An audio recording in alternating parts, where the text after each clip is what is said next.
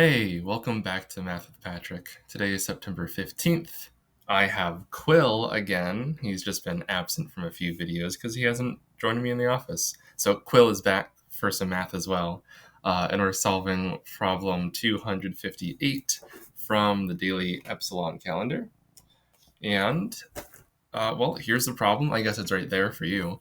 And looks like we have some kind of equation for t, and this equation is supposed to help us learn a little bit about that variable t.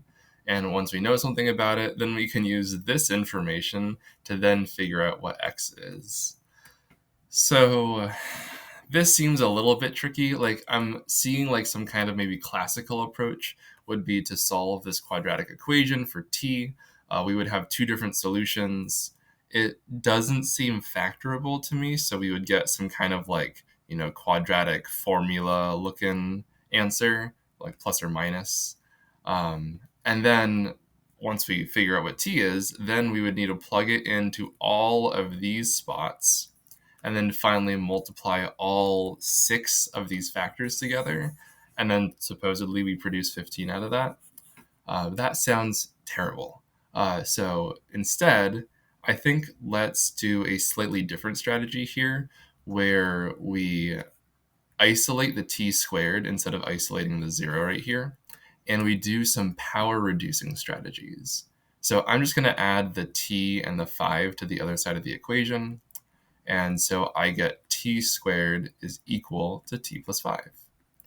And so this lets me, anytime that I see a quadratic term, I have a way to convert it to a linear term. And now let's take a look at this.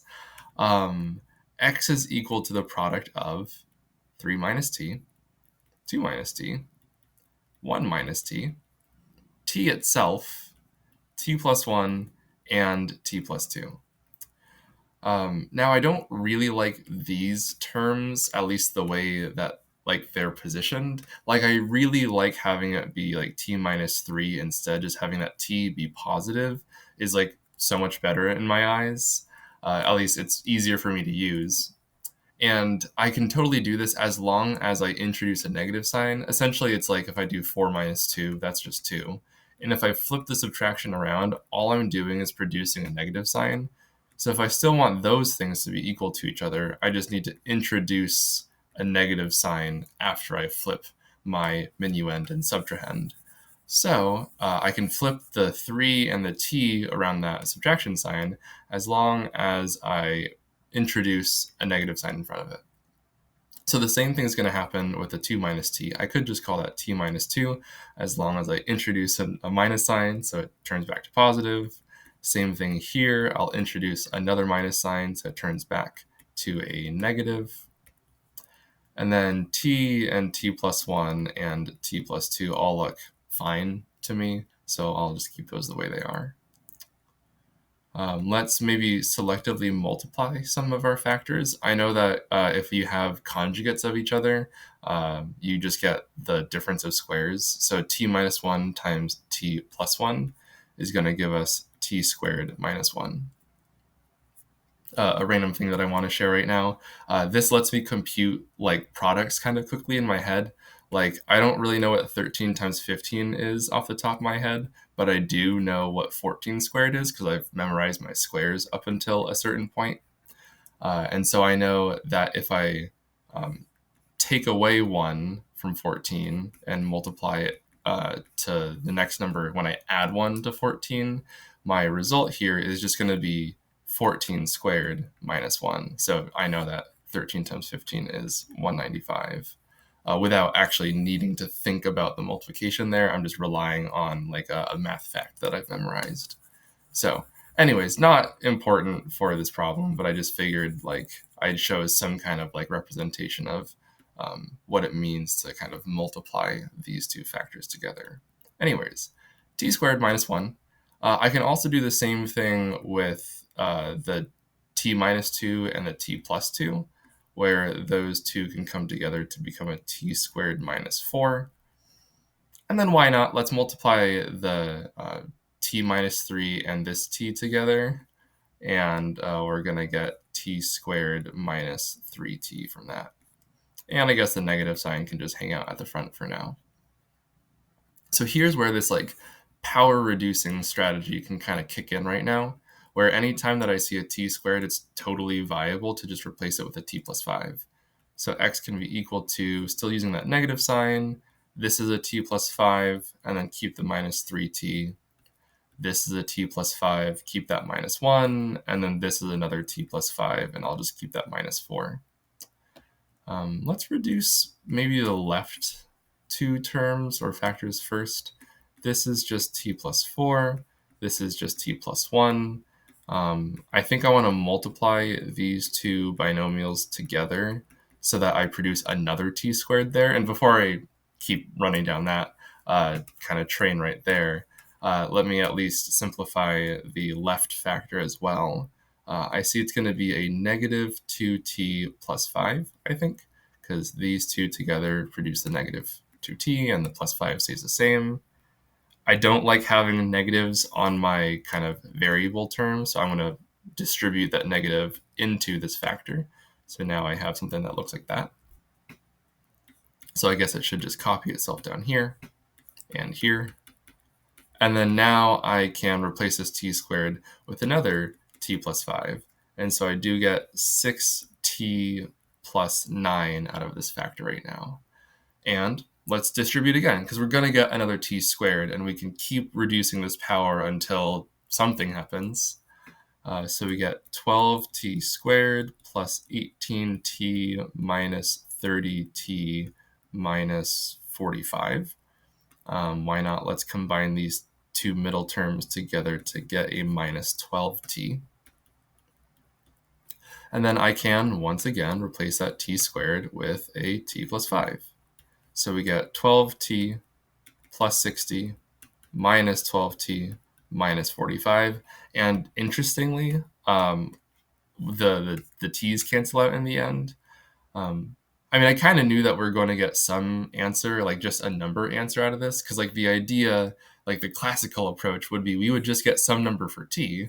And so once we plug in t in all these spots, we would also just get some number for x. So to me, it makes sense that the t eventually cancels out. What's a little bit interesting, though, is that normally with quadratics, you get two solutions. And so it's a little bit surprising to me that it doesn't matter what solution we use for the quadratic, we would always get 15 out of this, because the 60 minus 45 is 15. And so just because I'm curious about that kind of classic approach of like plugging in the value and like, solving the quadratic first, let's just, ask a computer or a calculator to do that part, just to see what that kind of strategy might look like. And now we're on handy dandy Desmos. Here I'm actually going to use x instead of t to do the first equation. I could have actually used t and it still would have graphed it just fine, or not. Oh, I really thought it would have. Okay, never mind. So that's why I'm using x to actually have it show up on the graph. And we were interested when this expression on the left produces a 0, and we can look at the x-intercepts of the parabola to find these kind of like special numbers for x that make y 0. Or if we just do equals 0, we're going to get two vertical lines that kind of describe the same situation. Now, these are just kind of like nasty decimal numbers, and they're just approximations. Kind of like I was saying at the beginning of the video, we're probably going to have some kind of like square root answer.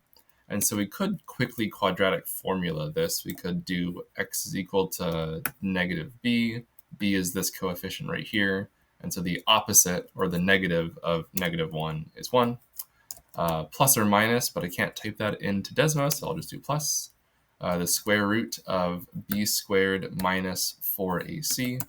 A is the leading coefficient. That is another invisible 1. And then c is the last coefficient, including that negative sign. So that's a negative 5. Multiplying all of this together, I get a 20. And then so we get a 21 underneath the square root sign. All divided by 2a. Once again, a is just 1. And so now we get a vertical bar right here on our x-intercept. So this is one of the solutions, and then the other one is when it is negative. Cool. Okay, now let's start working on that product. It was 3 minus, I guess it was t, but I'll use x again. 3 minus x, 2 minus x, 1 minus x itself, x plus 1, x plus 2. And I think we stopped there. And I'll hide, I think I can hide this original parabola because I don't think we need it anymore besides just these two values. And I'll hide those bars for a sec. So we have this kind of wacky squiggly guy. This is a degree 6 polynomial. One way to count how many, what the degree of a polynomial is to just count how many like directions it goes in. So we have like up, down, up, down, up, down. And so there's 6 different directions there. Or you could count how many turning points you have and then add 1. That also works. Anyways, so it's a degree 6 polynomial. And honestly, I never really work with these because they're kind of complicated. Let me maybe move my x values in a little bit just so we can see it a bit better. There we go. And let's see, what are we doing with this though?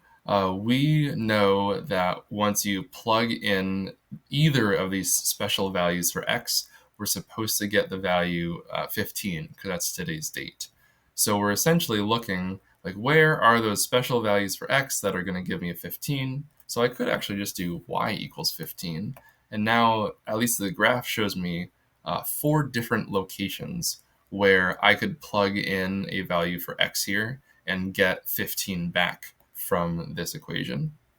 And 2 of those values, you might notice, are the ones that we already found. This one right here is our first solution, the positive solution for our quadratic.